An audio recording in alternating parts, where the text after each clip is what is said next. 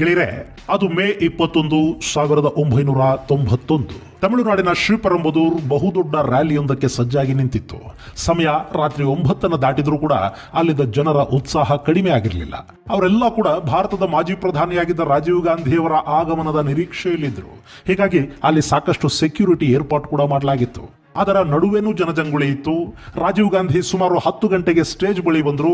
ಅದಾದ ಕೆಲವೇ ನಿಮಿಷಗಳಲ್ಲಿ ಅಲ್ಲೊಂದು ಭಯಾನಕವಾದ ಸ್ಫೋಟ ನಡೆದು ರಾಜೀವ್ ಗಾಂಧಿ ಅವರ ದೇಹ ಛಿದ್ರವಾಗಿ ಹೋಯಿತು.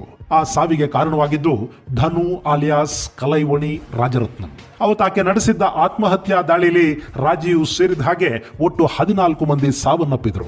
ಆ ನಂತರ ಅದರ ಮಾಸ್ಟರ್ ಮೈಂಡ್ ಶಿವರಸನ್ ಅನ್ನೋದು ಗೊತ್ತಾಯಿತು. ಬೆಂಗಳೂರಿನ ಕೋಣನಕುಂಟೆಯಲ್ಲಿ ಬಚ್ಚಿಟ್ಟುಕೊಂಡಿದ್ದ ಆ ಹಂತಕರ ತಂಡವನ್ನ ಹಿಡಿಯುವ ಪ್ರಯತ್ನದಲ್ಲಿ ಆ ಇಡೀ ತಂಡ ಸನೈಡ್ ಸೇವಿಸಿ ಸಾವನ್ನಪ್ಪಿದ್ರು. ಆ ಇಡೀ ಪ್ರಕರಣದಲ್ಲಿ ಆತ್ಮಹತ್ಯೆ ಮಾಡಿಕೊಂಡವರು, ಬಂಧಿತರು ಎಲ್ಲ ಕೂಡ ಸೂತ್ರದ ಗೊಂಬೆಗಳಾಗಿದ್ರು ಅಷ್ಟೇ. ಆದರೆ ಆ ಗೊಂಬೆಗಳ ಸೂತ್ರ ಹಿಡಿದು ಆಡಿಸ್ತಾ ಇದ್ದವನು ಬೇರೆನೇ ಇದ್ದ. ಅವನು ಲಂಕೆಯಲ್ಲಿ ಕೂತು ರಾಜೀವ್ ಹತ್ಯೆಯನ್ನ ಸಂಭ್ರಮಿಸ್ತಾ ಇದ್ದ. ಶ್ರೀಲಂಕಾದ ತಮಿಳರು ಅವನನ್ನ ಹುಲಿ ಅಂತ ಕರಿತಾ ಇದ್ರು. ಜಗತ್ತು ಅವನನ್ನ ಭಯೋತ್ಪಾದಕ ಅಂತೂ, ಕೆಲವರ ಕಣ್ಣಿಗೆ ಅವನು ಚಗೋಯರನಂತೆ ಕಾಣಿಸ್ಕೊಂಡ. ಮತ್ತೆ ಕೆಲವರು ಅವನನ್ನ ಕರಿಕಾಳ ಅಂತ ಕರೆದ್ರು. ಭಾರತದ ತಮಿಳುನಾಡಲ್ಲಿ ಕೂಡ ಅವನನ್ನ ಪ್ರೀತಿಸುವ, ಆರಾಧಿಸುವ, ಅಭಿಮಾನಿಸುವ ಸಾಕಷ್ಟು ರಾಜಕಾರಣಿಗಳು, ಸಾಮಾನ್ಯರು ಇದ್ರು. ಶ್ರೀಲಂಕಾದ ತಮಿಳರ ಪಾಲಿಗೆ ನಾಯಕನಾಗಿದ್ದ ಆ ವ್ಯಕ್ತಿ ಬೇರಿನ್ಯಾರೂ ಅಲ್ಲ, ಅವನೇ ವೇಲುಪಿಳ್ಳೈ ಪ್ರಭಾಕರನ್. ನೀವಿನ್ನು ನಮ್ಮ ಯೂಟ್ಯೂಬ್ ಚಾನೆಲ್ ಅನ್ನು ಸಬ್ಸ್ಕ್ರೈಬ್ ಮಾಡದಿದ್ದರೆ ಈಗಲೇ ಬೆಲ್ ಐಕಾನ್ ಪ್ರೆಸ್ ಮಾಡಿ ಹಾಗೂ ವಿಡಿಯೋವನ್ನು ಲೈಕ್, ಶೇರ್ ಮತ್ತು ನಮ್ಮ ಚಾನೆಲ್ ಅನ್ನು ಸಬ್ಸ್ಕ್ರೈಬ್ ಮಾಡಿ. ಸ್ನೇಹಿತರೆ, ಅದು ಜುಲೈ 27, 1975. ಶ್ರೀಲಂಕಾದ ಜಾಫ್ನಾ ಬಳಿಯ ಪೊನ್ನಲೈ ದೇವಾಲಯಕ್ಕೆ ಜಾಫ್ನಾದ ಅವತ್ತಿನ ಮೇಯರ್ ದುರೈಯಪ್ಪ ಬಂದಿದ್ರು.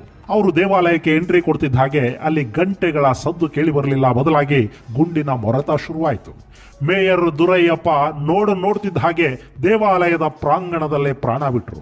ಅಲ್ಲವತ್ತು ಈ ದುರೈಯಪ್ಪನ ಮೇಲೆ ಗುಂಡಿನ ದಾಳಿ ನಡೆಸಿದ್ದು 21ರ ಹರೆಯದ ಯುವಕ. ಅವನ ಹೆಸರು ವೇಲುಪಿಳ್ಳೈ ಪ್ರಭಾಕರನ್. ಇದು ಪ್ರಭಾಕರನ್ ನಡೆಸಿದ್ದ ಮೊಟ್ಟ ಮೊದಲ ದಾಳಿ.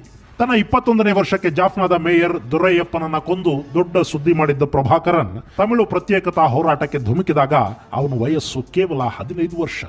ಬಹುಶಃ ಅವತ್ತಿಗೆ ತಾನು ಇಡೀ ಜಗತ್ತಲ್ಲಿ ಅತಿ ದೊಡ್ಡ ಹೆಸರು ಮಾಡ್ತೀನಿ ಅನ್ನೋದಾಗ್ಲಿ, ತನ್ನ ಚಳವಳಿ ಲಕ್ಷಾಂತರ ಮಂದಿಯ ಪ್ರಾಣಹಾನಿಗೆ ಕಾರಣವಾಗುತ್ತೆ ಅನ್ನೋದಾಗ್ಲಿ, ಕಡೆಗೆ ಅದು ತನ್ನ ಆಶಯವನ್ನ ಪೂರ್ಣಗೊಳಿಸಿಕೊಳ್ಳದೆ ಮುಗಿದು ಹೋಗುತ್ತೆ ಅನ್ನೋದಾಗ್ಲಿ ಅವತ್ತಿಗೆ ಪ್ರಭಾಕರನ್ಗೆ ಹೇಗೆ ತಾನೇ ಗೊತ್ತಿರೋದಕ್ಕೆ ಸಾಧ್ಯ? ಸ್ನೇಹಿತರೆ, ಈ ಪ್ರಭಾಕರನ್ ಹಾಗೂ ಆತನ ತಮಿಳು ಹೋರಾಟದ ಚಳವಳಿಯ ಬಗ್ಗೆ ತಿಳಿಯೋ ಮೊದಲು ನಾವು ಶ್ರೀಲಂಕಾದ ಜನಾಂಗೀಯ ಕಲಹದ ಇತಿಹಾಸವನ್ನು ಕೂಡ ಒಂದಷ್ಟು ತಿಳ್ಕೋಬೇಕು. ಭಾರತ ಹೇಗೆ ಪೋರ್ಚುಗೀಸರು, ಡಚ್ಚರು, ಫ್ರೆಂಚರು, ಕಡೆಗೆ ಬ್ರಿಟಿಷರ ಆಕ್ರಮಣಕ್ಕೆ ಒಳಗಾಯಿತೋ ಹಾಗೇನೆ ಶ್ರೀಲಂಕಾ ಕೂಡ ಸಾಕಷ್ಟು ಪಾಶ್ಚಿಮಾತ್ಯ ದೇಶಗಳ ಆಕ್ರಮಣಕ್ಕೆ ಒಳಗಾಗಿ ಕಡೆಗೆ 1815ರ ಹೊತ್ತಿಗೆ ಬ್ರಿಟಿಷರ ಕೈವಶ ಆಯಿತು. ಅಲ್ಲಿಂದ 1948ರವರೆಗೆ ಲಂಕೆಯನ್ನ ಪೂರ್ಣವಾಗಿ ಕೊಳ್ಳೆ ಹೊಡೆದ ಆಂಗ್ಲರು 1948ರ ಫೆಬ್ರವರಿಯಲ್ಲಿ ಶ್ರೀಲಂಕಾಗೆ ಸ್ವಾತಂತ್ರ್ಯವನ್ನು ಕೊಟ್ಟರು. ಅದಾದ ಮೇಲೆ ಅಲ್ಲಿ ತಮಿಳ್ ಹಾಗೂ ಬಹುಸಂಖ್ಯಾತ ಸಿಂಹಳೀಯರ ನಡುವೆ ಕದನ ಆರಂಭ ಆಯಿತು. ಹೇಳಿ ಕೇಳಿ ಸಿಂಹಳೀಯ ಬೌದ್ಧರು ಅಲ್ಲಿನ ಜನಸಂಖ್ಯೆಯ 75ರಷ್ಟಿದ್ದಾರೆ. ಇನ್ನು ತಮಿಳು ಭಾಷಿಕರ ಸಂಖ್ಯೆ ಅಲ್ಲಿ 24.5ರಷ್ಟಿದೆ. ಅದರಲ್ಲಿ ಶ್ರೀಲಂಕಾದ ತಮಿಳರು 11.5ರಷ್ಟಿದ್ರೆ, ಮೂರರು ಅಂದ್ರೆ ತಮಿಳ್ ಮಾತನಾಡುವ ಮುಸ್ಲಿಮರ ಸಂಖ್ಯೆ 9ರಷ್ಟಿದೆ. ಭಾರತೀಯ ತಮಿಳರು ಶ್ರೀಲಂಕಾದ ಒಟ್ಟು ಜನಸಂಖ್ಯೆಯಲ್ಲಿ 4ರಷ್ಟಿದ್ದಾರೆ. ಇನ್ನು ಇಲ್ಲಿನ ತಮಿಳರು ಯಾರು? ನಿಮಗೆ ಗೊತ್ತಿರೋ ಹಾಗೆ ಶತಮಾನಗಳಿಂದ ಭಾರತ ಹಾಗೂ ಶ್ರೀಲಂಕಾದ ನಡುವೆ ಸಂಬಂಧಗಳಿವೆ. ಹಾಗೆ ನೋಡಿದ್ರೆ ಶ್ರೀಲಂಕಾದ ಜನ ಭಾರತದ ಮೂಲದವರೇ. ಅದರಲ್ಲಿ ಈ ಶ್ರೀಲಂಕಾದ ತಮಿಳರಿದಾರಲ್ಲ, ಇವರು ಭಾರತದ ಅರಸರು ಶ್ರೀಲಂಕಾದ ಮೇಲೆ ದಾಳಿ ಮಾಡಿ ಗೆದ್ದ ಸಂದರ್ಭಗಳಲ್ಲಿ ಅಲ್ಲಿಗೆ ಹೋಗಿ ನೆಲೆ ನಿಂತವರು. ಇನ್ನು 13ನೇ ಶತಮಾನದಲ್ಲಿ ಶ್ರೀಲಂಕಾವನ್ನ ಆಳಿದ್ದ ಜಾಫ್ನಾ ಸಾಮ್ರಾಜ್ಯದ ಮೂಲ ಕೂಡ ಭಾರತವೇ. ಅವರು ಕಳಿಂಗ ಭಾಗದಿಂದ ವಲಸೆ ಹೋದವರು. ಆ ನಂತರ ಪಾಂಡ್ಯರಿಗೆ ಇವರು ಸಾಮಂತರಾಗಿದ್ರು. ದಕ್ಷಿಣದ ಮೇಲೆ ಮಲಿಕಾಫರ್ ದಾಳಿ ನಡೆಯುವವರೆಗೆ ಶ್ರೀಲಂಕಾ ಪಾಂಡ್ಯರ ಹಿಡಿತದಲ್ಲಿತ್ತು. ಆ ನಂತರದಲ್ಲಿ ಈ ಜಾಫ್ನಾ ಸಾಮ್ರಾಜ್ಯ ಸ್ವಾತಂತ್ರ್ಯವನ್ನು ಘೋಷಿಸಿಕೊಳ್ತು. ಅವತ್ತಲ್ಲಿದ್ದ ತಮಿಳರು ಲಂಕಾದ ತಮಿಳರಾಗಿ ಗುರುತಿಸಿಕೊಂಡ್ರು. ಅದಾದ ಮೇಲೆ 16ನೇ ಶತಮಾನದಲ್ಲಿ ಇಲ್ಲಿಗೆ ಪೋರ್ಚುಗೀಸರು ಬಂದರು. ಆ ನಂತರ ಕಡೆಗಿದು ಬ್ರಿಟಿಷರ ವಶ ಆಯಿತು.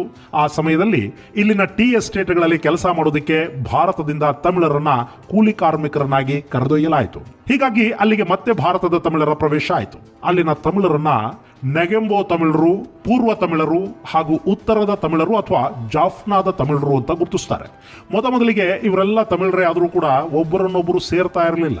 ಆದ್ರೆ ಇಲ್ಲಿ ಯಾವಾಗ ಶ್ರೀಲಂಕಾಗೆ ಸ್ವಾತಂತ್ರ್ಯ ಬಂದು ಸಿಂಹಳೀಯರ ಆಧಿಪತ್ಯ ಹೆಚ್ಚಾಗಿ ತಮಿಳರನ್ನ ಸಾಮೂಹಿಕವಾಗಿ ಎಲ್ಲರಿಂದಲೂ ದೂರ ಇಡುವ ಕೆಲಸವನ್ನ ಸಿಂಹಳೀಯ ಬೌದ್ಧರು ಮಾಡೋದಕ್ಕೆ ಶುರು ಮಾಡಿದ್ರು, ಅದಾದ ಮೇಲೆ ಅಲ್ಲಿನ ತಮಿಳು ಭಾಷಿಕರಲ್ಲಿ ಒಂದಾಗುವ ಮನಸ್ಥಿತಿ ಬೆಳೀತಾ ಬಂತು. ಹಾಗೆ ನೋಡಿದ್ರೆ ಶ್ರೀಲಂಕಾದ ಅಭಿವೃದ್ಧಿಗೆ ಅಲ್ಲಿನ ಸಾಹಿತ್ಯ, ಸಂಸ್ಕೃತಿ, ಆರ್ಥಿಕತೆ ಹೀಗೆ ಪ್ರತಿಯೊಂದರಲ್ಲೂ ಅಲ್ಲಿನ ತಮಿಳರ ಕೊಡುಗೆ ತುಂಬಾನೇ ದೊಡ್ಡದಿದೆ. ಲಂಕಾದ ಉತ್ತರ, ಪೂರ್ವ ಹಾಗೂ ಪಶ್ಚಿಮ ಭಾಗಗಳಲ್ಲಿ ತಮಿಳರ ಜನಸಂಖ್ಯೆ ಹೆಚ್ಚಿತ್ತು. ಇಂಥ ಲಂಕೆಗೆ ಸ್ವಾತಂತ್ರ್ಯ ಬಂದ ನಂತರ ಅಲ್ಲಿನ ಸಿಂಹಳೀಯರು ಎಲ್ಲರನ್ನೂ ಜೊತೆಗೆ ತಗೊಂಡು ಹೋಗಿದ್ರೆ ಏನೂ ಆಗ್ತಾ ಇರಲಿಲ್ಲ. ಆದರೆ ಅಲ್ಲಿನ ಬೌದ್ಧ ಸಿಂಹಳೀಯರು ತಮಿಳರನ್ನ ದೂರ ಇಡ್ತಾ ಬಂದರು. ರಾಜಕೀಯ ಅಧಿಕಾರ ಸಿಂಹಳೀಯರ ಕೈ ಸೇರ್ತು. ಸರ್ಕಾರಿ ಕಚೇರಿಗಳಲ್ಲಿ ಅವರ ಸಂಖ್ಯೆ ಹೆಚ್ಚಾಗ್ತಾ ಹೋಯಿತು. ಉನ್ನತ ಶಿಕ್ಷಣ ಕೂಡ ತಮಿಳರಿಗೆ ಸಿಗದ ಪರಿಸ್ಥಿತಿ ನಿರ್ಮಾಣ ಆಯಿತು. ಜೊತೆಗೆ ತಮಿಳರನ್ನ ಅಲ್ಲಿ 3ನೇ ದರ್ಜೆಯ ಪ್ರಜೆಗಳ ಹಾಗೆ ನೋಡೋದಕ್ಕೆ ಶುರು ಮಾಡಲಾಯಿತು. 1948ರಲ್ಲಿ ಶ್ರೀಲಂಕಾದ ಪಾರ್ಲಿಮೆಂಟು ಸಿಲೋನ್ ಸಿಟಿಸನ್ಶಿಪ್ ಆಕ್ಟ್ ಅನ್ನು ಜಾರಿಗೆ ತರುವ ಮೂಲಕ ಭಾರತೀಯ ತಮಿಳರಿಗೆ ಲಂಕಾ ಪೌರತ್ವವನ್ನು ರದ್ದು ಮಾಡಿತು. ಕಡೆಗೆ ಭಾರತ ಸರ್ಕಾರದ ನಿರಂತರ ಪ್ರಯತ್ನದ ನಂತರ 1960ರಲ್ಲಿ 40% ಮಂದಿಗೆ ಪೌರತ್ವವನ್ನು ಕೊಡಲಾಯಿತಾದರೂ ಉಳಿದ 60% ಮಂದಿಗೆ ಶ್ರೀಲಂಕಾನ ಬಿಟ್ಟು ಹೋಗೋದಕ್ಕೆ ತಿಳಿಸಲಾಯಿತು. 1950ರ ನಂತರ ತಮಿಳರ ಮೇಲೆ ಕಂಡ ಕಡೆಯಲ್ಲಿ ಹಲ್ಲೆಗಳಾಗೋದಕ್ಕೆ ಶುರುವಾದವು. ಅವರ ಗುಡಿಸಲುಗಳಿಗೆ, ಮನೆಗಳಿಗೆ ಬೆಂಕಿ ಹಚ್ಚೋ ಕೆಲಸ ನಡೀತು.